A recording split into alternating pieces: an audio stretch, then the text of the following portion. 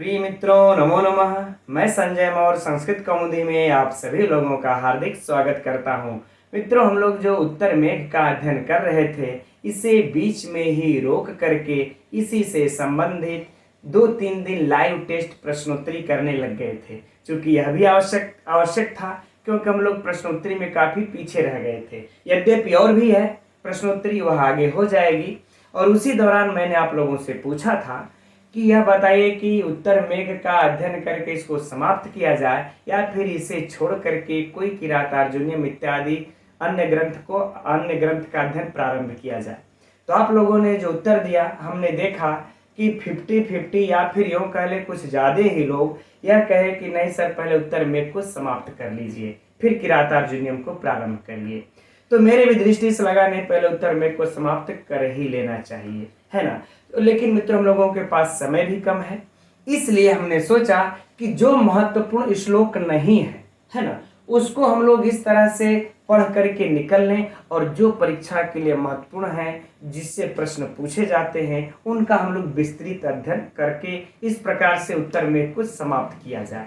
ठीक, तो हम लोग पिछली कक्षा में अर्थात प्रश्नोत्तरी से पहले, कल तो मित्रों कक्षा नहीं चल पाई क्योंकि इधर बहुत तेज बारिश और आधी थी, तो लाइट चली गई, इन्वर्टर भी जवाब दे गया था, इसीलिए नहीं चल पाई कक्षा। ठीक, तो हम लोगों ने जो उसकी पिछली कक्षा तक अध्ययन किया था, 35 श्लोक तक अध्ययन कर चुके हैं। अब आगे का मित्रों यह 36वां, 37वां, 38वां, 39वां और 40वां श्लोक कोई विशिष्ट महत्वपूर्ण नहीं रखते, इसलिए हम लोग सिर्फ इसका चर्चा करके हम लोग 41वें प्रश्न के तरफ चलेंगे, जहां से मेघ अब उस यक्षिणी को संदेश सुनाने के लिए संभाषण प्रारंभ करता है। ठीक, अब इससे पहले हम लोग थोड़ी सी एक चर्चा, एक दृष्टि डाल लेते हैं इसके पूर्व घटी घटनाओं पर, तब एक सीक्वेंस दिमाग में बन जाएगा। और इसको भी मित्रों हम लोग छोड़ नहीं सकते, है ना। अगर हम 2 श्लोक छोड़ करके तीसरा पढ़ ले, फिर 2 श्लोक छोड़ के चौथा, तो सीक्वेंस भी नहीं बन पाएगा, तो समझ में नहीं आएगा। तो देखिए, यक्ष जो है मेघ से अलकापुरी, उत्तर मेघ में अलकापुरी का वर्णन कर चुका है, वहां के यक्ष यक्षिणियों के ऐसो आराम का वर्णन कर चुका है। अब इसके बाद उसने यक्षिणी के विरह दशा का वर्णन किया, 8 उसकी तो चर्चा हो चुकी है, 8 विरह दशा का वर्णन किया। अब उसके बाद उसके बालों का, नाखूनों का, विशिष्ट अवस्था का सब वर्णन कर लिया है। ठीक, अब इसके बाद 36वें श्लोक में कह रहा है यक्ष, है ना, 36वें श्लोक में यक्ष कह रहा है कि हे मेघ, जाने सख्यास्तव ये मई, है ना। ये वाला श्लोक आप लोग देख सकते हैं, इसमें कह रहा है, एक बार सिर्फ उसको पढ़ लीजिएगा पुस्तक लेकर के सामने, कि ये तुम मत समझना जो हमने अपने यक्षिणी के बारे में जो कुछ भी बताया, इसको तुम ये मत समझना कि मैं अपने को भाग्यशाली समझ करके मान करके है तुमसे बातें कह रहा हूँ, है ना। जो मैंने कहा है सब सच कहा है यक्षिणी के बारे में, उस अलकापुरी के बारे में। जैसे ही तुम जाओगे, जैसे जैसे मैंने कहा है, वह तुम्हारे सामने अवश्य ही आ जाएगा। ठीक, यह बातें कहता है। परीक्षा की दृष्टि से मित्र कोई विशिष्ट प्रश्न नहीं बनते इससे, बस इतना समझ लीजिए। फिर आगे इस 36वें श्लोक में कहता है ना, अरुद्धा पांग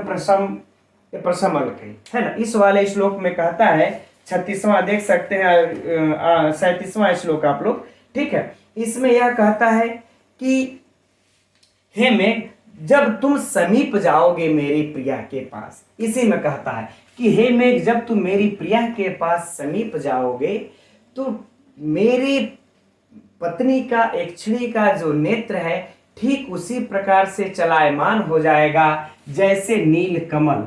जैसे क्या कहते हैं, नील कमल। अर्थात अब समझिएगा, बस भावार्थ को समझ लीजिए मित्रों, कहानी सीक्वेंस माइंड में बनी रहेगी।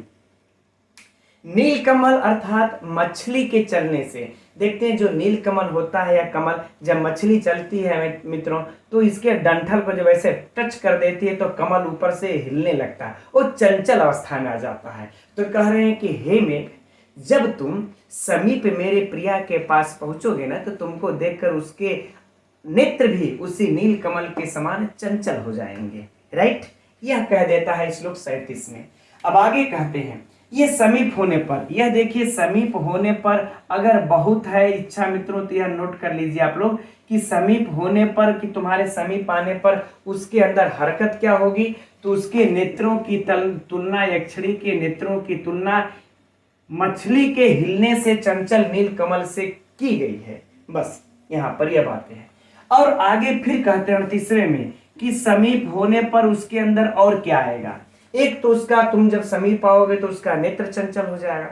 दूसरा कहते हैं जब तुम समीप आओगे तो वामस चर्चा, है ना, ये कररू वाला श्लोक मित्रों आप लोग देख सकते हैं। 38वां कहता है यक्ष कि मेरे नाखूनों की चिन्हों से मुक्त, क्योंकि मैं इस समय है नहीं तो हमें अब मैं अपनी नाखूनों की चिन्हों से उसको युक्त करता था, अब तो मैं हूं नहीं, तो उसका जो जंघा है मेरी यक्षिणी का, वह नाखूनों की चिन्हों से मेरे मुक्त होगा। और इसी श्लोक में मित्रों कहते हैं कि मेरी यक्षिणी का जो उसकी बाईं जांघ है, यह चीज नोट कर लीजिएगा, है ना, जो उसकी बाईं जांघ है वह कहते हैं कि तुम्हारे समीप आने पर फड़क उठेगी, है ना। वह जांघ मेरे नाखूनों के चिन्हों से मुक्त है इस समय, क्योंकि मैं वहां हूं नहीं, इसलिए मैं रहता था तो संभोग इत्यादि करने के पश्चात वह संभोग इत्यादि में उसके जंघ मेरे नाखूनों से युक्त हो जाते थे,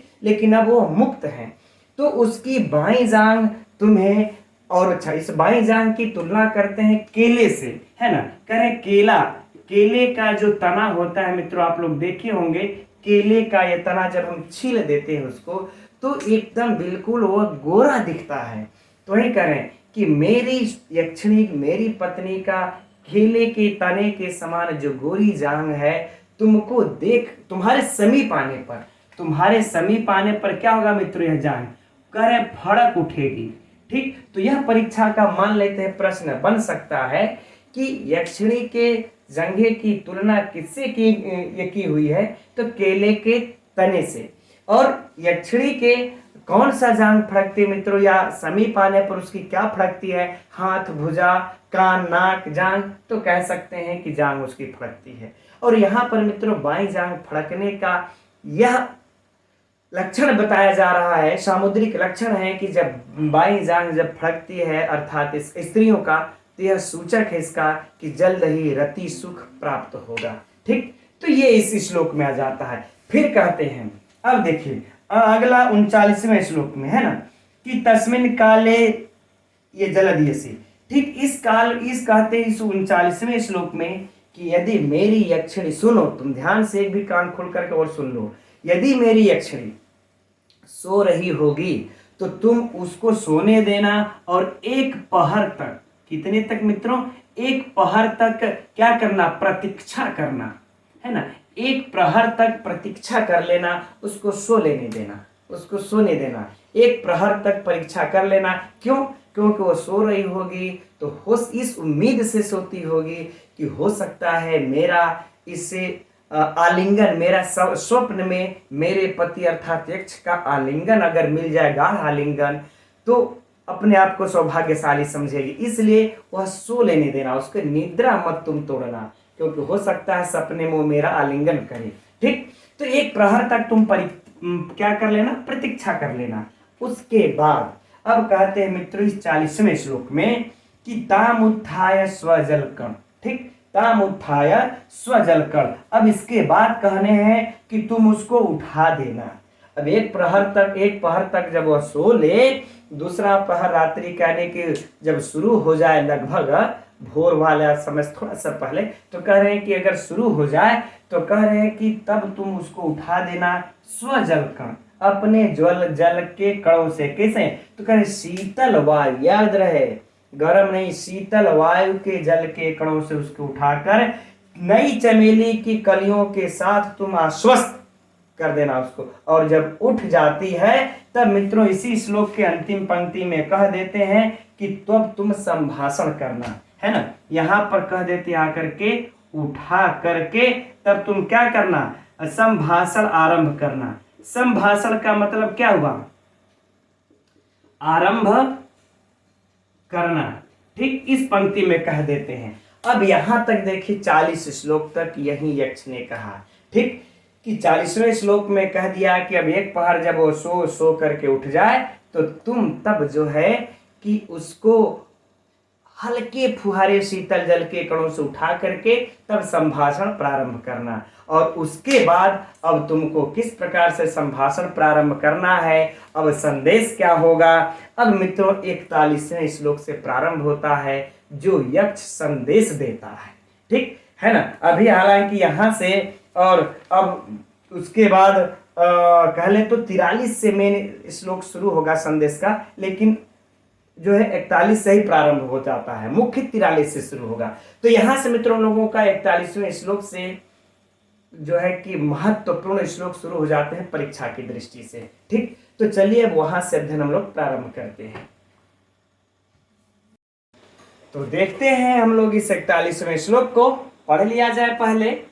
भर्तुः मित्रं प्रियम अविधवे विद्धि मामम्बुवाहं तत्संदेशै हृदय निहितै आगतं त्वत्समीपं यो वृन्दानि त्वरयति पथि श्राम्यताम प्रोषितानां मंदः स्निग्धै ध्वनिभिः अबलावेणी मोक्षोत्सुकानि, है ना। देखिए मित्रों, अब इस श्लोक में यक्ष जो है उस खिड़की पर बैठ करके उस यक्षिणी को जगा करके सबसे पहले अपना परिचय दे रहा है ना। इस यक्ष कह रहा है कि सबसे पहले वहां पर बैठ के क्या करना, अपना परिचय देना।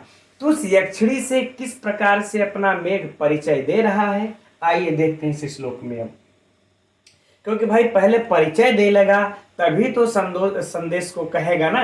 बिल्कुल कालिदास एकदम सिस्टम से चल रहे हैं। तो परिचय देने में देखिए कह रहा है कि भर्तुः मित्रम प्रियम अविधवे, अविधवे अर्थात सौभाग्यवती, सौभाग्यवती, ठीक। सौभाग्यवती अर्थात हे सौभाग्यवती। यह इसलिए कह रहा है यक्ष कि मेघ से कि तुम जाकर कहना हे सौभाग्यवती, ताकि सौभाग्यवती कहते ही अविधवे वो जान जाएंगे कि अभी मेरा पति सही सलामत है, जीवित है। तो हे सौभाग्यवती, है ना। भर्तु तुम्हारे, भर्तु अर्थात स्वामी, यह किसके लिए आया मित्रों, कुबेर के लिए आया, कुबेर करे यक्ष के लिए आया, है ना।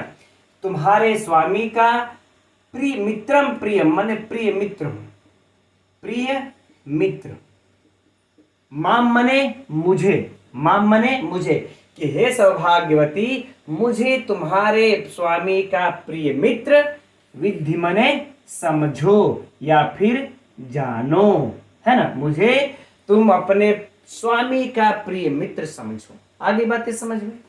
अब अम्बुवाहम, अम्बुवाहम अर्थात मित्रों हो जाएगा इसका मेघ। अब नीचे वाली पंक्ति पर ध्यान देते हैं, इसी से जोड़ना होगा अन्वय बना करके। करें कि तत्संदेश ही, तत्संदेश अर्थात उस संदेश को, उसके संदेश को, है ना, उन संदेश को, है ना, संदेशों को क्या किए हैं, करें कि हृदय निहित अर्थात हृदय में रखकर, हृदय में रखकर किन संदेशों को, जो आपके स्वामी ने और मेरे मित्र ने अर्थात यक्ष ने जो कहा है उस संदेशों को हृदय में रख करके आगतः, आगतः अर्थात आया हूं। चूंकि यहाँ पर का तृतीया है, यहाँ पर का जब विसर्ग हटा देंगे मित्रों तो क्या हो जाएगा, आगतः, आगतम। तो आया हूं त्वत् समीपम मने तुम्हारे पास, तुम्हारे समीपम मने पास, और मेघम मने मेघ, ठीक। तुम्हारे पास आया हुआ, बल्कि आगतम आया हुआ कर लेते, आया हुआ मेघ जानो। अब इसका अन्वय बना के इस तरह से पढ़ लेते हैं मित्रों कि हे सौभाग्यवती, है ना, मुझे, हे सौभाग्यवती मुझे अपने स्वामी का प्रिय मित्र और उनके संदेशों को हृदय में रख करके तुम्हारे पास आया हुआ मेघ समझो। आगे बातें समझ में, दो बातें समझ में आई। एक तो कह रहा है कि तुम मुझे अपने स्वामी का प्रिय मित्र समझो, और दूसरी बात कह रहा है कि आज तुम्हारे उसी प्रिय मित्र, तुम्हारे उसी स्वामी का जिसका मैं प्रिय मित्र हूं, उसी स्वामी के संदेशों को हृदय में रख करके आए हुए मैं तुम्हारे पास आया हुआ मेघ हूं, मुझे मेघ समझ लो। तो स्पष्ट है, बता दिया कि मैं मेघ हूँ और मैं तुम्हारे स्वामी का मित्र हूँ और तुम्हारे स्वामी के संदेशों को हृदय में रख करके आया हूँ। जरा सोचिए, उस यक्षिणी की, उस स्त्री की, उस पिता की, उस पुत्र की क्या स्थिति होगी जिसको कि 8 महीने से अपने किसी अपने का, जो जिसको कि हृदय से चाहता हो, उसका अभी तक उसको कोई समाचार न मिला हो। ऐसे में अगर कोई 8 माह के बाद आकर के कह दे कि मुझे अपने इसका प्रिय मित्र समझो और उसके संदेश को लेकर के आए हैं, तो जरा सोचिए मित्रों, उसके अंदर कितनी उत्कंठा हो जाएगी। और अपना परिचय भी दे रहा है, अभी अपना परिचय ही दे रहा है। कह रहा है कि यो वृंदानी, यो वृंदानी, यो अर्थात जो, यो अर्थात जो। अब इसका मित्रों हम लोग अर्थ यदि यहाँ से आप प्रारंभ करें तो बेहतर समझ में आएगा। जो मैं क्या करता हूं, जो मंदा स्निग्ध, यानी मंदा अर्थात मधुर, धीमे और मधुर, है ना, धीमा और कह रहे हैं कि मधुर और ध्वनि, है ना, यहाँ पर क्या है, ध्वनि भी है, ध्वनि भी, यानी कि ध्वनियों के द्वारा,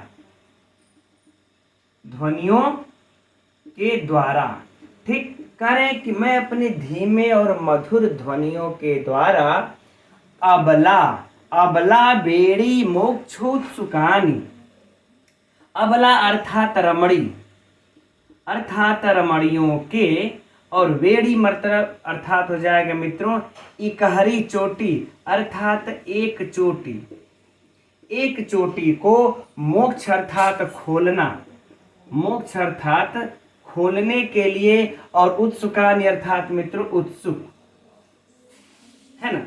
तो इसका सीधा सीधा अर्थ क्या हो जाएगा, तो कह रहे हैं कि हे मित्रों, जो है ना, जो अपने मधुर ध्वनियों के द्वारा रमणियों के इकहरी चोटियों को खोलने के लिए उत्सुक। अब बातें मित्रों यहाँ पर अभी बाद में होगी, पहले पूरे अर्थ को देख ले। खोलने के लिए उत्सुक, वृंदान अर्थात समूह, और त्वरित मने प्रेरित करता है या फिर शीघ्रता करता है, प्रेरित करता है या शीघ्रता करता हूँ, पथी अर्थात मार्ग में, और श्राम्यता मने विश्राम करने वाले, क्या, विश्राम करने वाले, और प्रोसिता नाम अर्थात मित्रों परदेसी कह ले या फिर कह लें कि जो प्रवासी होते हैं, परदेसी या फिर प्रवासी। अब देखिए सीधी सी बात है, इसकी चर्चा हम लोग पहले भी श्लोकों में कर चुके हैं, शायद श्लोक संख्या 31 पर इसका चर्चा हो चुका है ना, स्पष्ट नहीं हमको याद है, लेकिन शायद वहां पर इसकी चर्चा हो चुकी है कि जब भी पहले के समय में जब भी पति बाहर जाता था तो वह अपने पत्नी के चोटी को, बालों को एकहरी में बांध कर जाता था, सिंगल चोटी कर देता था, और जितने दिन बाद लौट के आता था तभी उसकी चोटी को खोलता था। तो वही कह रहे हैं। अच्छा, दूसरी बात ये भी मित्रों, इसके भावार्थ को समझिए। दूसरी बात ये भी है कि पहले के लोग क्या करते थे, खेती गृहस्थी इत्यादि करके गर्मी के दिनों में वह व्यापार करने के लिए निकल जाते थे, और जब आषाढ़ का महीना आता था, बादल आता था, तो वो लोग अपने घर को व्यापार करके वापस आते थे। ठीक, तो वही बातें कह रहे हैं कि जो प्रवासी परदेसी हैं, मेरे धीमी और मधुर ध्वनियों को सुन करके वह क्या करेंगे, अब सुनेंगे तो ऐसे जान जाएंगे आषाढ़ आ गया, अब मुझे क्या करना चाहिए, रमणियों के एक चोटी को खोलने के लिए उत्सुक हो जाएंगे कि अब आषाढ़ आ गया, बारिश का दिन आ गया, और अब हम घर को जाएंगे और अपने पत्नियों के गहरी चोटी को खोलेंगे। राइट, उत्सुक हो गए। और करें ऐसा सोच कर को क्या करते हैं, उनका जो परदेशियों का जो समूह है मित्रों, वह उनको प्रेरित करता है कब, जब मार्ग में वो विश्राम करते हैं। जैसे मान लेते हैं 2-3 दिन रास्ता चल लिए और थोड़ी सी थकान हो गई, सोचे मार्ग में कहीं हम लोग विश्राम कर लिया जाए। जो परदेशों का समूह है सोचे कि मार्ग में कहीं विश्राम हम लोग कर लेते हैं। वैसे ही मेघ आकर के मधुर ध्वनि करने लगता है, और जब मधुर ध्वनि करने लगता है तो फिर उनको तुरंत वह वृंदान अर्थात वह समूह क्या करता है, रमणियों की चोटी को खोलने के लिए उत्सुक हो जाता है, और वह फिर मार्ग में विश्राम न करने के लिए अर्थात चलने के लिए वह प्रेरित करने लगता है। आगे बातें समझ में? ठीक, तो एक बार संपूर्ण अर्थ को देख लेते, फिर प्रश्नोत्तरी कर लिया जाएगा। कह रहे कि हे कह रहा है, यक्ष कह रहा है मेघ से, तुम जाकर कहना कि हे सौभाग्यवती मुझे तुम अपने स्वामी का प्रिय मित्र और उनके संदेशों को हृदय में रख करके आया हुआ तुम्हारे पास मेघ समझो, तुम्हारे पास आया हुआ मेघ समझो। और अर्थात मैं, जो मेघ अपने धीमी मधुर ध्वनियों के द्वारा रमणियों की एक चोटी खोलने के लिए उत्सुक मार्ग में विश्राम कर रहे परदेशियों के समूह को चलने के लिए प्रेरित कर देता है ना। ठीक, अब हम लोग मित्रों इसके कुछ प्रश्नोत्तरी की चर्चा कर लेते हैं। तो देखिए, पहले विशेष विशेषण को जान लेते हैं इसमें से। तो देखिए यहाँ पर जो विशेष विशेषण है, देखिए तत्संदेश है, उन संदेशों को हृदय में रखकर, यह मित्रों क्या हो जाएगा, इसका विशेषण। यह क्या हो जाएगा, विशेषण। संदेश कैसा है, हृदय में रखा हुआ, तो यह विशेषण, और यह क्या हो जाएगा, विशेष। ठीक, और इधर देखा जाए, ये वृंदानी है ना, कि रमणियों के एक चोटी खोलने का उत्सुक कौन है, यह समूह। तो यह क्या हो जाएगा मित्रों, यह विशेष हो जाएगा, है ना। यह विशेष और उत्सुक होने के कारण अब यह उनकी विशेषता हो जाएगी। समूह की विशेषता क्या है कि वह रमणियों की चोटी को खोलने के लिए उत्सुक हैं। यह क्या हो जाएगा, उनका विशेष, राइट। अब इधर है तो मतलब मंद स्निग्ध ध्वनि, तो ध्वनि कैसी है, मंद और स्निग्ध है मित्रों, तो यह भी क्या हो जाएगा, इसका विशेषण, राइट। चलिए अब कुछ प्रश्न, अगला प्रश्न इसके, ये तो विशेष विशेषण रहा। और दूसरी बात यहाँ पर जान ले मित्रों हम लोग कि इसमें परिकर अलंकार है। चूंकि इस श्लोक में जो है ना, जो अविधवे यहाँ पर दिया हुआ है, इस अविधवे, यह विशेषण तुम्हारा जो है कि ये तुम्हारा पति जीवित है, इस चीज को प्रदर्शित कर रहा है। कौन, ये वाला पद। इसलिए मित्रों यहाँ पर परिकर अलंकार है, जरा हट करके आया हुआ है और महत्वपूर्ण श्लोक है, तो पूछा जाने की संभावना है, इसको नोट कर लीजिएगा। अब अगला प्रश्न महत्वपूर्ण जो होगा परीक्षा के लिए, कि मेघ अपना परिचय किस श्लोक में देता है यक्षिणी को। मान लेते हैं भर्तुम प्रिय मित्र में एक ठोई पंक्ति उठा करके दे दे, और जो हम लोगों ने भी 2-4 या एक आगे पीछे से उठा करके दे दे, तो ना किस मेघ अपना परिचय किस श्लोक में देना प्रारंभ करता है मित्रों, तो इस श्लोक में देना प्रारंभ करता है। या मेघ अपना परिचय किस श्लोक में देता, तो इसमें देता है। ठीक, मेघ किसका मित्र है मित्रों, यहाँ पर तो सीधे दिया है कि यक्ष का मित्र है, यक्ष का मित्र है। ठीक, और दूसरी बात यहाँ पर देखिए कि मार्ग में रमणियों की चोटी को खोलने के लिए कौन उत्सुक है, रमणियों की चोटी को खोलने के लिए इस श्लोक में कौन उत्सुक है मित्रों, तो यह है ना परदेशी, यानी प्रोषिता नाम वृंदानी, परदेशी वृंद अर्थात परदेशी समूह रमणियों की चोटी को खोलने के लिए उत्सुक है। और मित्रों इसमें कोई विशिष्ट वैसा कोई प्रश्न नहीं बनता। ठीक है, चलिए अब इसकी व्याकरण साहित्य से, अभी व्याकरण बचा है, अब व्याकरण देख लेते हैं। तो यहाँ पर भर्तु मित्रम कोई समस्या नहीं, प्रियम अविधवे, यह विधवे वाला महत्वपूर्ण है, एकदम नोट कर लीजिए, है ना। अविधवे का अर्थात विगतः धवापति यस्यासा, तो क्या हो जाएगा मित्रों, यहाँ पर बहुव्रीहि समास एकदम नोट कर लिया जाए। अविधवे एकदम महत्वपूर्ण है, इसको आप लोग नए तत्पुरुष मत मार दीजिएगा सोच करके कि अविधवे है तो नए तत्पुरुष मार दीजिए, अ लगा हुआ था, नहीं, बहुव्रीहि समास। और विधि माम अम्बुवाहम, अम्बुवाहम का देखिए, अम्बु से वह लगा करके धातु को अड़ प्रत्यय लगा लेंगे मित्रों, क्या बन जाएगा, अम्बुवाह। इसके बाद रूप चला देंगे द्वितीय विभक्ति के एक वचन में, है ना, द्वितीय के एक वचन में बन जाएगा हम लोगों का क्या, अम्बुवाहम। तो अगर व्युत्पत्ति पूछ दिया तो अम्बुवाह धन अड़, और अगर विभक्ति पूछ दिया कि अम्बुवाहम में, तो द्वितीय विभक्ति एक वचन, कोई समस्या नहीं। तत्संदेश ही है ना, तृतीय बहुवचन, कोई समस्या नहीं। अब क्या है, हृदय निहित ही है ना, हृदय निहित यानी हृदय निहित, हृदय में रखकर, तो ऐसे ही हिंदी लगा लेंगे मित्रों, तब वो पकड़ लेंगे कि समास कौन सा है।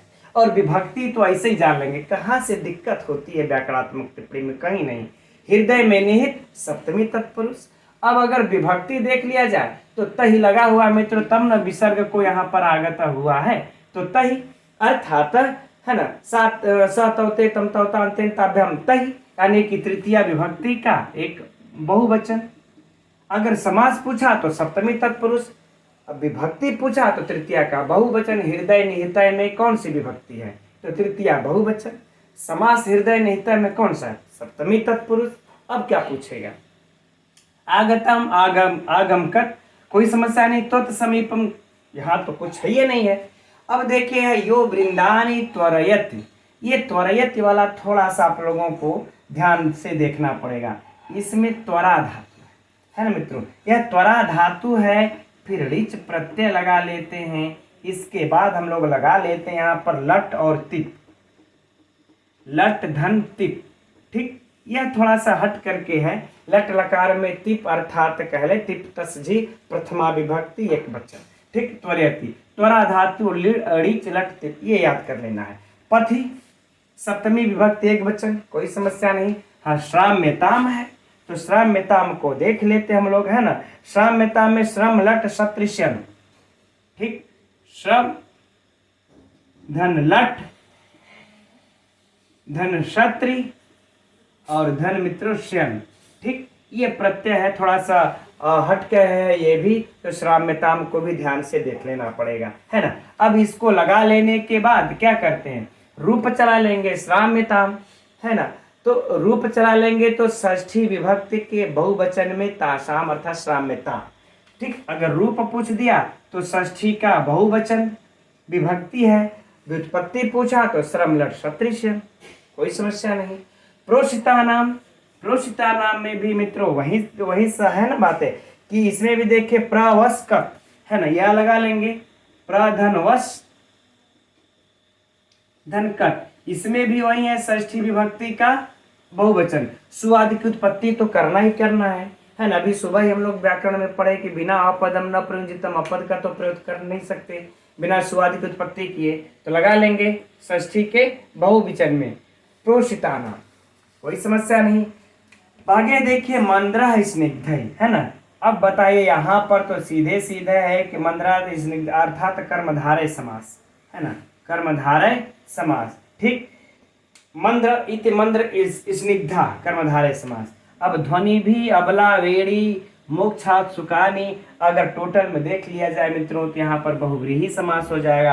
अगर खंड करके अगर देखा जाएगा तो अंदर षष्ठी तत्पुरुष समास भी हम लोगों को अबला नाम वेड़ी षष्ठी तत्पुरुष समास भी होगा, लेकिन छोड़ देते हैं, वह परीक्षा के लिए महत्वपूर्ण नहीं, उस पर चर्चा नहीं करते हैं। ठीक है, तो इसमें से कुछ व्याकरणात्मक टिप्पणियां भी मित्रों महत्वपूर्ण है, जैसे अविधवे, है ना, ये सब भी नोट कर लेना है।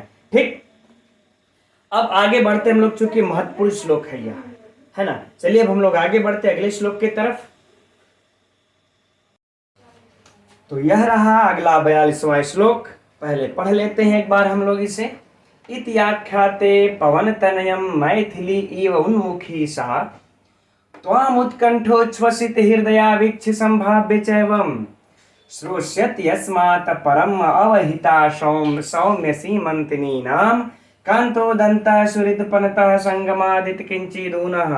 अब मित्रों इसमें मुझे कहने की आवश्यकता नहीं है कि यह श्लोक परीक्षा की दृष्टि से कितना महत्वपूर्ण है, अर्थात अत्यंत महत्वपूर्ण है। और प्रायः आप सभी लोग जानते होंगे कि ये वाला सुक्ति परीक्षा में पूछा भी जा चुका है।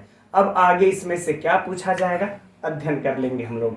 चलिए, तो अब देखिए यक्ष मेघ से कह रहा है कि जब तुम इस प्रकार से कह दोगे तो मेरी प्रेमिका यक्षिणी तुम्हें किस प्रकार से सुनेगी।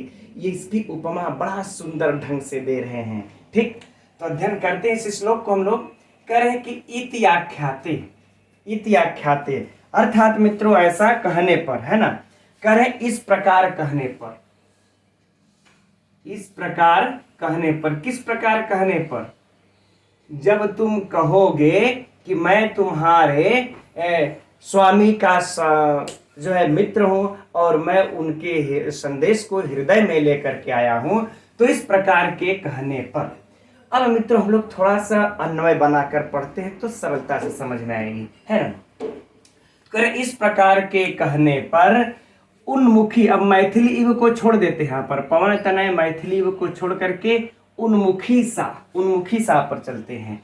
तो कर उन्मुखी अर्थात ऊपर की ओर मुख की हुई, ऊपर की ओर, ठीक, मुख। भाई चूंकि तुम थोड़ा सा ऊपर रहोगे या नीचे रहेगी तो ऊपर की ओर मुख की हुई, सामने वह अर्थात कौन, मेरी प्रेमिका, मेरी पत्नी यक्षिणी, वह मेरी पत्नी। त्वाम उत्कंठोच्छ्वसित हृदया, है ना, कर उत्कंठोच्छ्वसित अर्थात उत्कंठा, अर्थात उत्कंठा से अब उच्छ्वसित हृदया, तो उच्छ्वसित हृदय अर्थात मित्रों प्रसन्न, प्रसन्न चित्त कह ले, हृदय अर्थात प्रसन्न चित्त, है ना, कह रहे हैं कि उत्कंठा से प्रसन्न चित्त होकर, राइट।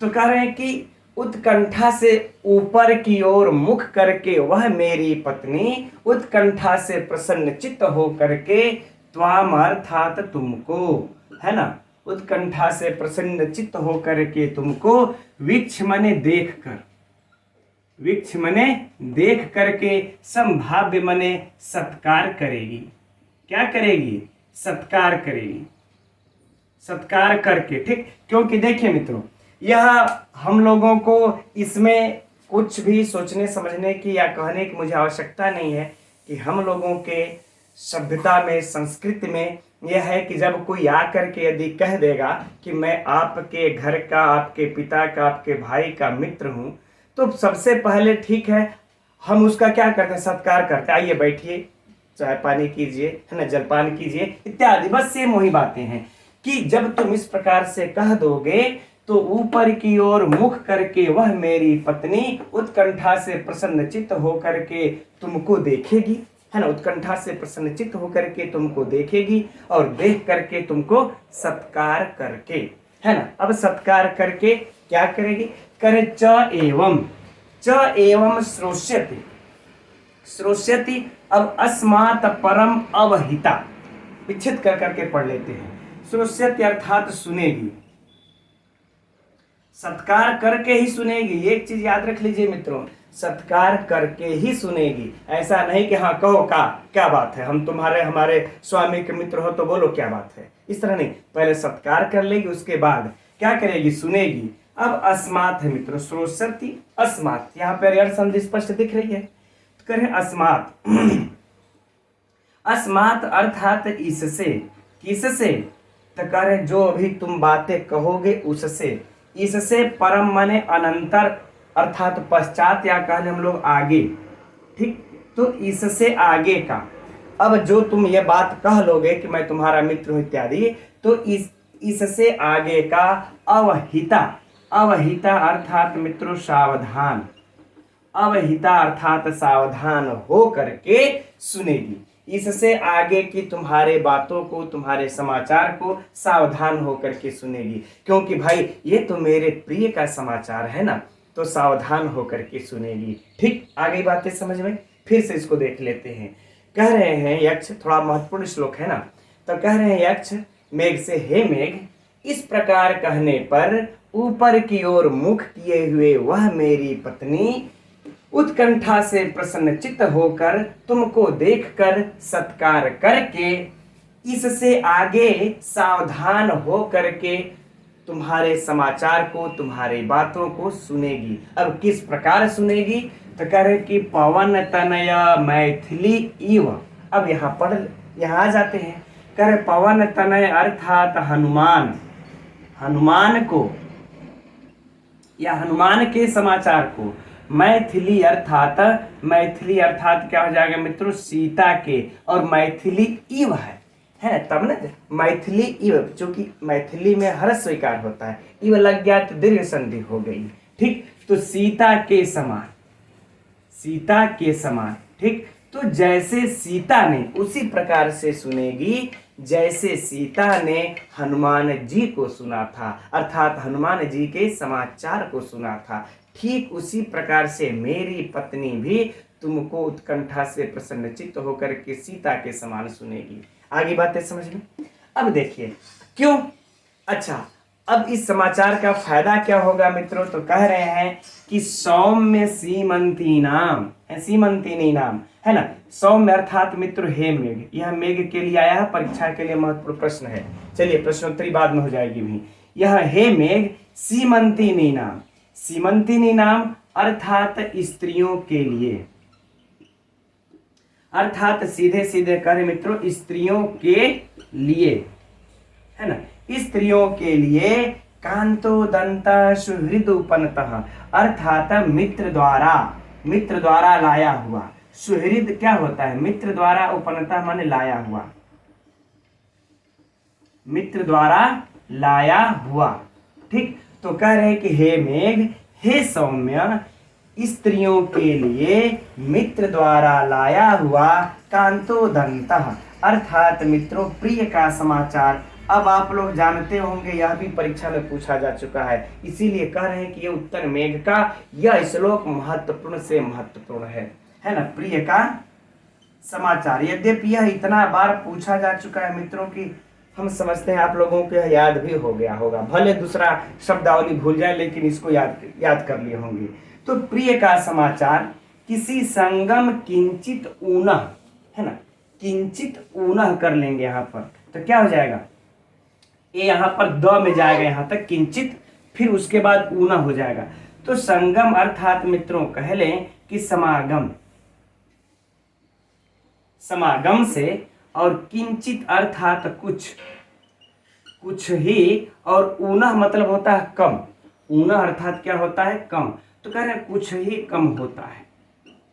आगे बातें समझ में, क्योंकि हे मेघ स्त्रियों के लिए मित्र द्वारा लाया हुआ प्रिय का समाचार समागम से कुछ ही कम होता है, समागम का जितना मतलब उससे कुछ ही कम होता है। ठीक, अब संपूर्ण अर्थ को मित्रों एक बार देख लेते हैं पुनः, तब प्रश्नोत्तरी किया जाएगा इसमें से। कह रहे हैं कि हे मेघ, इस प्रकार के कहने पर ऊपर की ओर मुख की हुई वह मेरी यक्षिणी उत्कंठा से प्रसन्न चित्त होकर तुमको देखकर सत्कार करके इससे आगे के जो भी समाचार होगा सावधान मन से सुनेगी, क्योंकि हे सौम्य स्त्रियों के लिए मित्र द्वारा लाया हुआ प्रिय का समाचार समागम से कुछ ही कम होता है। ठीक, अब चलिए प्रश्नोत्तरी पर चर्चा करते हैं मित्रों, बड़ा महत्वपूर्ण इसमें पॉइंट है। पहले बात, इसमें तो हम लोग विशेष से विशेषण भूल ही जाएं, क्योंकि इसमें इतना महत्वपूर्ण चीजें हैं कि विशेष से विशेषण का पूछेगा। ठीक, देखिए पहली बात तो ये वाला मित्र आप लोग जानते होंगे कि महत्वपूर्ण सुक्ति है। क्या है ये? महत्वपूर्ण सुक्ति है। ठीक, ये एक चीज नोट कर लेना है। और दूसरा, इसमें से देखिए जो प्रश्न पूछा जा चुका है प्रिय का समाचार, एकांतो दंतः का अर्थ क्या होता है? तो प्रिय का समाचार। यह देखिए यह दोनों प्रश्न सुक्ति और यह एकांतो दंतः तो पूछा जा चुका है। अब जो हम इसमें से अगले प्रश्न को निकाल रहे हैं, अब अगर मान लेते यह दो प्रश्न रिपीट न करके सुक्ति और एकांतो दंतः वाला, अब अगर इस प्रकार से पूछ दे हम लोगों से, है ना, कि प्रियता की मित्र द्वारा लाया गया समाचार, है ना, समागम से क्या होता है? समागम के समान होता है, समागम से कुछ कम होता है, समागम से अधिक होता है ना। तो आप लोगों को मित्रों हम लोगों को क्या लगाना है? समागम से किंचित ऊना, क्या लगाएंगे हम लोग? किंचित ऊना, है ना, अर्थात समागम से कुछ ही कम होता है। क्योंकि अब यह रिपीट न करके अब नया प्रश्न बनाएगा, और बड़ा सटीक प्रश्न है मित्रों। यहाँ अगर अध्ययन करके अगर पूछ दें अगर परीक्षा में, फिर से प्रश्न को सुन लीजिए कि प्रिय का मित्र द्वारा लाया गया प्रिय का समाचार किससे कम है? यानी समागम से क्या होता है? कुछ कम, कुछ अधिक, समागम के बराबर, या समागम से बहुत कम, समागम से बहुत अधिक। तो याद कर लीजिए कुछ ही कम होता है। ये इस पंक्ति से 3 प्रश्न हो गए मित्रों। अब आगे करते हैं बात, यह सौम्य किसके लिए आया है? तो मेघ के लिए आया है ना। यह सौम्य किसके लिए आया है? मेघ के लिए आया है। अच्छा, अब अगर यह प्रश्न को इसमें से उलट दिया जाए कि प्रिय मित्र द्वारा लाया गया समाचार किसके लिए समागम से कुछ ही कम होता है? तो स्त्रियों के लिए समागम से कुछ ही कम होता है। राइट, चलिए अब आगे बढ़ते हैं कि यहाँ पर जो यह देते हैं यहाँ पर उपमा कि किसके समान उपमा, समाचार सुनने के संबंध में कालिदास ने, चाहे कह लें मेघदूतम में, यक्षिणी की उपमा किससे दी गई है? तो किससे दी गई मित्रों? मैथिली अर्थात सीता से दी गई है। और मेघ की उपमा दूत की किससे की गई है? तो पवन तनय अर्थात हनुमान से की गई है। यहाँ पर एक चीज और भी समझ लीजिए कि इनके अब इस प्रकार से दे लेने पर एक चीज तय हो जाता है कि जैसे सीता पतिव्रता थी, पतिव्रता स्त्री थी, वैसे ही वह यक्षिणी भी पतिव्रता है। एक चीज यहाँ पर परिलक्षित होता है उपमा देने के, क्योंकि जिसकी सीता से उपमा कह दिया जाए कि यह सीता के समान है, तो अब आप लोग समझ ही सकते हैं कि सीता में कौन कौन सी पवित्रता थी, पतिव्रता थी, तो वह भी होगी। और यह हो गए हनुमान जी। ठीक, आप लोगों को याद होगा कि हनुमान जी भी वृक्ष पर से समाचार को सुनाए थे, वृक्ष के ऊपर थे, तो सीता ने ऊपर की ओर मुख करके देखा था। सेम यही कंडीशन यहाँ मेघ के ऊपर भी लगाया जा रहा है। मेघ ऊपर है और ये भी सीता के समान ऊपर निगाहें करके, अपनी नेत्र को करके और उत्कंठा के साथ देखेंगी। चलिए ठीक है। अच्छा, अब देखिए यहाँ पर मित्रों यह पंक्ति में अलंकार भी बड़ा खतरनाक है, उपमा अलंकार है ना। मैथिली के समान, सीता के समान संज्ञा से लगा है उपमा अलंकार। और यहाँ पर मित्रों सुक्ति है तो कौन सा अलंकार हो जाएगा? अर्थांतर न्यास अलंकार। क्या हो जाएगा? अर्थांतर न्यास अलंकार। ठीक, और बाकी इस बीच में हाँ एक अवहिता है। यह अगर शब्द अर्थ की दृष्टि से मित्रों यहाँ पर ये परम म में से अ निकल जाएगा ना, तो हो जाएगा अवहिता। ठीक, तो सावधान। यह अगर शब्द अर्थ की दृष्टि से देखा जाए तो ये भी प्रश्न के परीक्षा के लिए महत्वपूर्ण है, इसको नोट कर लीजिएगा। अब हम लोग इसके व्याकरणात्मक टिप्पणी को, बहुत ज्यादा नहीं है, एक दो है, देख लेते हैं। तो इधर इत्याख्याते पवन तनयम, कोई समस्या नहीं है, लेकिन परीक्षा के लिए हम लोगों को जो महत्वपूर्ण है वह है मैथिली और उन्मुखी। यह दोनों बहुत महत्वपूर्ण से महत्वपूर्ण है, एकदम रट्टा मार लेना है इन सबों की व्युत्पत्ति को। तो देखिए पहले मैथिली का हम लोग देखते हैं। तो मैथिली का क्या होता है? मिथिला, यह देश हुआ, मिथिला धन अड़, जब मिथिला धन अड़ प्रत्यय लगा लेंगे तो क्या हो जाएगा? मैथिल, है ना। बाकी आदि सब ये प्रक्रिया ये करके, है ना, मैथिल। अब इस मैथिल से हम लोग क्या करेंगे? गीप प्रत्यय लगा लेंगे, है ना। बाकी सब प्रक्रिया करके मित्रों क्या हो जाएगा? बराबर मैथिली, यह हो जाएगा ना, यही बराबर मैथिली। आगे बातें समझ में। तो परीक्षा में यदि पूछ दे कि मैथिल में कौन सा प्रत्यय है ना, तो मैथिल में अगर मैथिल पूछा तो अण, और अगर मैथिली पूछा तो गीप, लेकिन पूछा जाएगा मैथिली ही। ये महत्वपूर्ण है मित्रों, एकदम याद कर लीजिए। मैथिली गीप, मैथिली गीप, मैथिली गीप, मैथिली गीप। ठीक, अब आगे देखिए उन्मुखी। तो इसमें तो पहले समास हुआ है ना। उद्गतम मुखम यस्यासा, उद्गतम मुखम यस्यासा अर्थात प्रादि बहुव्रीहि समास। इतना नोट कर लीजिए, है ना, क्योंकि यहाँ पर देखिए प्रादि बहुव्रीहि समास है, कहीं बहुव्रीहि समास मत आप लोग लगा दीजिएगा। प्रादि बहुव्रीहि समास, यह नोट करने वाली बात है, पॉइंट है ना, क्योंकि बहुव्रीहि समास भी ऑप्शन में देगा मित्रों, प्रादि बहुव्रीहि भी देगा। तो कौन सा है? प्रादि बहुव्रीहि समास है उन्मुखी में। अब इसमें लेकिन इसमें प्रत्यय भी लगा हुआ है ना, उन्मुखम करके। इसके बाद मित्रों इसमें याद कर लीजिए कि गीस प्रत्यय लगा है, इसको नोट कर लेना है, गीस प्रत्यय लगा हुआ है। ठीक, यह गीस प्रत्यय लगा हुआ है, किस सूत्र से करें? स्वांगाच्चो, है ना, स्वांगाच्चो वाला सूत्र आप लोगों को याद होगा। ठीक, इस सूत्र से यहां पर कौन सा प्रत्यय लगा हुआ है? गीस प्रत्यय। फिर से सुनिए, उन्मुखी में कौन सा समास? प्रादि बहुव्रीहि समास। उन्मुखी में कौन सा प्रत्यय? गीस प्रत्यय। मैथिली में कौन सा प्रत्यय? गीप प्रत्यय। तो इधर गीप इधर गीस, दोनों परीक्षा के लिए महत्वपूर्ण। ठीक, अब आगे बढ़ते हैं। तो आगे मित्रों हमको उतना विशिष्ट दम कोई दिख नहीं रहा है।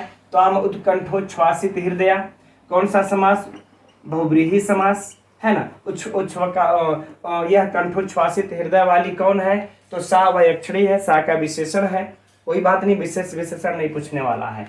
वृक्ष संभाव्य चैवम च धन एवं, कोई समस्या नहीं। श्रोष्यते स्मार्त परिवाहिता सौम्य सीमंती नाम, सीमंती नी नाम है ना। इसमें मित्रों इनी प्रत्यय लगा हुआ है। सीमंत से कौन सा प्रत्यय है? इनी प्रत्यय लग करके सुआदि की उत्पत्ति करके सीमंती नी नाम षष्ठी तक, षष्ठी का बहुवचन एकदम नोट कर लीजिए।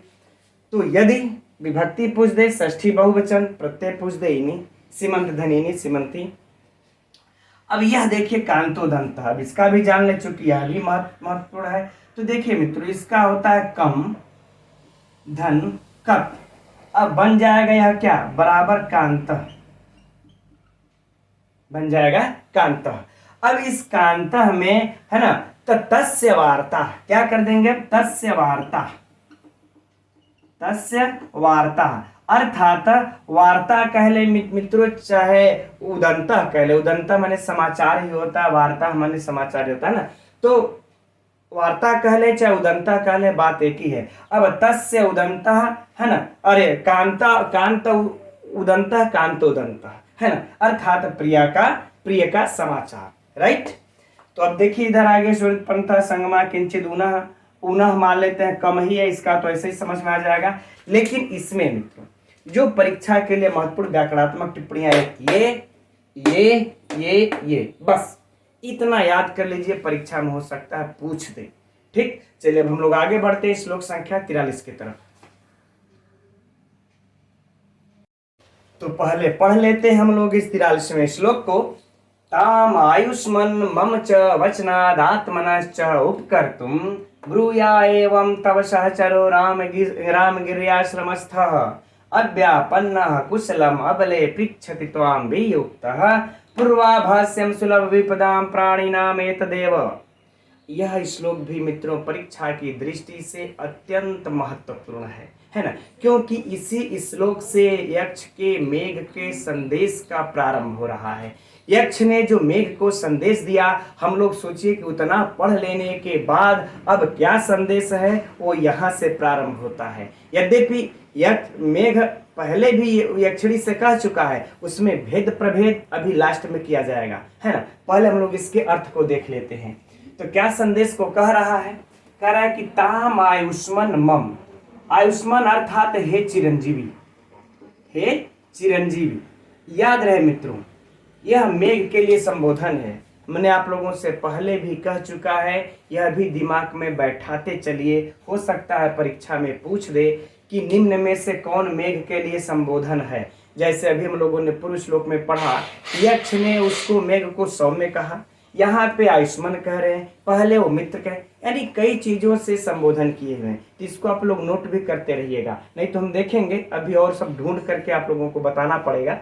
ठीक, चलिए। तो हे चिरंजीव, मम मने मेरे, मम अर्थात मेरे, च मने और, ठीक, और वचनात् अर्थात कह रहे कहने से या वचन से,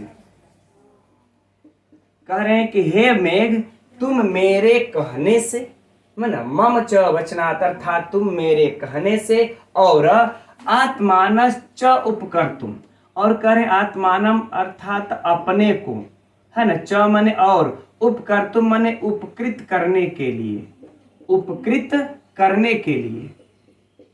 आगे बातें समझ में कह रहे हैं, एक तो मेरे कहने से और दूसरे तुम अपने को आत्मानम अर्थात अपने को उपकृत करने के लिए।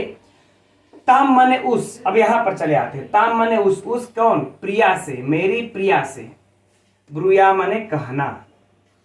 आ गई बातें समझ में यहां तक? तो कि हे मेघ, हे चिरंजीवी, हे आयुष्मान, मेरे कहने से और अपने को उपकृत करने के लिए उस मेरी प्रिया से कहना। क्या कहना? कि तव सहचरो राम गिर्याश्रमस्थः, कि तुम्हारा कौन? तुम्हारा सहचर अर्थात साथी कह लें, चाहे फिर कह लें कि प्रिय, या फिर कह ले पति, कुछ भी, तुम्हारा जो सहचर है वह रामगिरी आश्रमस्थ, रामगिरी, है ना, क्योंकि कह रहे हैं कि तुम्हारा जो सहचर है वह रामगिरी, रामगिरी पर स्थित, रामगिरी पर स्थित अर्थात रहते हुए, ठीक, सीधे कहला अस्था का हम लोग अर्थ लगा ले रहते हुए, रामगिरी पर रहते हुए किस प्रकार से, अव्यापन्न यानी कि कुशलता पूर्वक, न व्यापन्न अव्यापन्न, कुशलता पूर्वक, ठीक है ना। तो कह रहे हैं कि तुम्हारा प्रिय अर्थात साथी रामगिरी पर कुशलता पूर्वक रहते हुए, कुशलम अबले पृच्छति त्वाम, है ना, तुम्हारी, त्वाम अर्थात तुम्हारी, किसकी, यानी कि यक्षिणी की, तुम्हारी, कुशलम अबले यानी कि कुशलता को, उस अबला की कुशलता को, कुशलता को, और पृच्छति माने पूछता है, क्या करता है, पूछता है, तुम्हारी कुशलता को पूछता है। यह इसका नोट कर लीजिए दिमाग में मित्रों, पहला संदेश, है ना। संदेश इसी से प्रारंभ ही करता है। और इसमें भी देखिए, हमने पहले ही कह दिया कि कालिदास बड़ा ही सूक्ष्म कवि थे। इन्होंने अब जो विपत्ति में पड़ा उसके पहले क्या जाकर कहना चाहिए, मान लेते हैं हम, आप विपत्ति में, हम कोई अगर पड़े हो और हमारा कोई भाई गुम हो गया हो, अगर कोई आकर कहे कि हम तुम्हारे भाई का संदेश लाए हैं, वह भाई गया था, वहां रह रहा था, एक दिन उसको हमने देखा, अब कहानी लगे बताने, लेकिन यहाँ जो उसका भाई, उसको तो यह सुनने की उत्कंठा रहेगी पहले वो कुशल से है कि नहीं है, ये जानने की आवश्यकता रहती है ना। ये थोड़ा है कि गए एक दिन उससे भेंट हुआ था, इस तरह से हाँ स्टोरी थोड़े बताना है, पहले तो उसको उत्कंठा रहती है कि पहले है कैसा, ये जानिए। बाकी अब वो कैसे रहते हैं, कैसे खाते हैं, कैसे पीते हैं, कैसे सोते हैं, ये तो बाद में बातें हो जाएंगी, है ना। इसीलिए पहले इन्होंने कहा कि हे जो है कि कहना कि तुम्हारा साथी अर्थात प्रिय जो सहचर है रामगिरी पर स्थित कुशलता पूर्वक रहते हुए तुम्हारी कुशलता पूछता है। और जब इतना अक्षरी चाहे कोई भी हो सुन जाएगा कि चलो मेरा भाई, मेरा पत्नी, मेरे पिता, मेरे माता कुशलता से है, ठीक। अब वो कैसे रहते हैं, क्या खाते हैं, पीते हैं, कैसे सोते हैं, बाद में चर्चा हो जाएगी। और सेम यही चीजें यक्ष भी अपनी की बातें करता है कि अब हमारी प्रक्रिया क्या है, दैनिक क्रिया, हम क्या खाते पीते सोते हैं, तो बाद में बताएगा, ठीक। तो पूछता है तुम्हारी वियुक्त, है ना, वियुक्त। अब कह रहे हैं क्यों, क्योंकि पूर्वाभाष्य, तुम्हारी कुशलता पूछता, यही बात हम कह रहे थे। पूर्वाभाष्य माने पूर्व, भाष्यम अर्थात कहना चाहिए, पूर्व, है ना, पहले, पूर्व माने पहले, बल्कि हम लोग कह ले मित्रों तो यह सही रहेगा, पहले। और भाष्यम का कहना चाहिए, हम लोग अर्थ लगा लेंगे मित्रों कि कहना चाहिए चाहे पूछना चाहिए, जो भी अर्थ लगा ले, पहले कहना चाहिए ही कर लेते हैं। सुलभ विपदाम अर्थात आसानी से, अर्थात आसानी से विपत्ति, आसानी से विपत्ति में पड़े हुए लोगों को, प्राणी नाम मतलब प्राणियों से, है ना, या प्राणियों से या लोगों से, एतदेव अर्थात यही, यह ही बातें कहनी चाहिए, है ना। जो आपने यहां से लेकर के यहां तक कहा कि तुम्हारा साथी सहचर रामगिरी पर स्थिर से रहते हुए कुशलता को तुम्हारी पूछता है, तो कह रहे हैं कि जो आसानी से सरलता से विपत्ति में पड़ गया हो, उससे पहले उन प्राणियों से यही बातें पूछनी चाहिए, है ना। आगे बातें समझ में, चलिए अब संपूर्ण अर्थ को देख लेते हैं। कह रहे हैं यक्ष मेघ से कि हे मेघ, हे चिरंजीवी, है ना, मेरे कहने से और अपने को उपकृत करने के लिए तुम उस मेरी प्रिया से कहना कि तुम्हारा, यही मेरा संदेश है, तुम कहना कि तुम्हारा सहचर रामगिरी पर कुशलता पूर्वक रहते हुए तुम्हारी कुशलता को पूछता है। क्योंकि ऐसा तुम क्यों कहोगे, क्योंकि कारण है इसका कि आसानी से विपत्ति में पड़े हुए प्राणियों से पहले यही बात कहनी चाहिए, चाहे यही बात पूछनी चाहिए, ताकि वह आश्वस्त हो जाए कि हमारा जो प्रिय है, हमारा वह कुशलता से है, फिर आगे बातें चर्चाएं हो जाएंगी, राइट। चलिए अभी हम समझते हैं मित्रों, अर्थ कंप्लीट हो गया। अब यहाँ पर देखिए जो प्रश्नोत्तरी है, यह पहले निचली वाली जो पंक्ति है मित्रों भयंकर सुक्ति है, यह नोट कर लीजिएगा। यह कौन सा है? सुक्ति है। ठीक, अब यह सुक्ति है और एक चीज और इस सुक्ति है तो इसमें कौन सा हो जाएगा? अर्थांतर न्यास अलंकार, अर्थांतर न्यास अलंकार। अब रही बात इसमें से कुछ व्याकरणात्मक, अच्छा हाँ एक बात ये चीज, अगर जो हम कहना चाह रहे थे कि पूर्व वाले श्लोक से इसमें कुछ भेद भी करना है। अब अगर परीक्षा में यह पूछा जाए मित्रों कि जो हम लोग 41वां श्लोक पढ़े थे, ये क्या पढ़े थे? ये तो है 43, जो 41वां श्लोक का अध्ययन किए थे, उस श्लोक में यक्ष मेघ अपना परिचय देता है। इस 41वें श्लोक में मेघ तो अपना यक्षिणी को परिचय देता है। तो अगर यह पूछा जाए, श्लोक रख करके पूछेगा मित्रों परीक्षा में, इस पॉइंट को जरा ध्यान से सुनिएगा कि अगर श्लोक रख करके ये वाला श्लोक रख दिया जाए, 2-3 आगे पीछे का रख दिया जाए, पूछा जाए कि इसमें से किस श्लोक में यह मेघ अपना यक्षिणी को परिचय देता है, तो आप लोग मित्रों 41वां श्लोक ये लगा लीजिएगा कि इत्याख्याते पवन तनयम, है ना, यही है। अरे नहीं, ये तो हुआ 42, ठीक, भर्तु वाला है ना, ये वाला श्लोक भर्तु मित्रम वाला, इसमें इस श्लोक में वो अपना परिचय दे रहा है। और अगर यह पूछा जाए कि किस श्लोक में संदेश कहना प्रारंभ करता है, मेघ किस श्लोक में यक्ष के संदेश को कहना प्रारंभ करता है, तब हम लोग इस 43वें श्लोक को कहेंगे। ठीक, आगे बातें समझ में। अर्थात भर्तु मित्रम वाले में, भर्तु मित्रम 41वें श्लोक में मेघ पर अपना परिचय देता है और 43वें से इस श्लोक से कथन प्रारंभ करता है। मित्रों यह एक पंक्ति उठा करके परीक्षा में रख देगा 3-4 श्लोकों का ऑप्शन में, राइट। अब देखिए, अच्छा अब जो 42वां श्लोक आज हम लोगों ने अध्ययन किया, उसमें तो उपमा दिए, किस प्रकार से सुनेंगे वो अलग की बात है। ठीक, चलिए अब हम समझते हैं, हो गया कन्फर्म। इसमें से यही परीक्षा के लिए कहना था कि जो भेद है इसी को, यही भेद है, इसको समझ लीजिएगा। अब बात आती है आगे, इसमें से व्याकरणात्मक टिप्पणी कुछ विशिष्ट नहीं है, यहाँ पर हम लोग देख लेते हैं। देखिए आयुष्मान, इसमें यहाँ पर आयुष्मान में जो है कि मतुप प्रत्यय है ना, आयुष्मान से मतुप प्रत्यय, ठीक, आयुष्मान में है ना, और बाकी वचनाद आत्मना चौक। और आगे यहाँ पर देख लेंगे हम लोग, इस वाले पंक्ति को थोड़ा सा देख लेते हैं, महत्वपूर्ण है यहाँ पर, है ना, कुशलम अबले, ठीक, यह देखिए कुशलम और यह त्वाम, इस पृक्षत के यह कर्म है दोनों, यह दोनों क्या है? कर्म है। क्यों?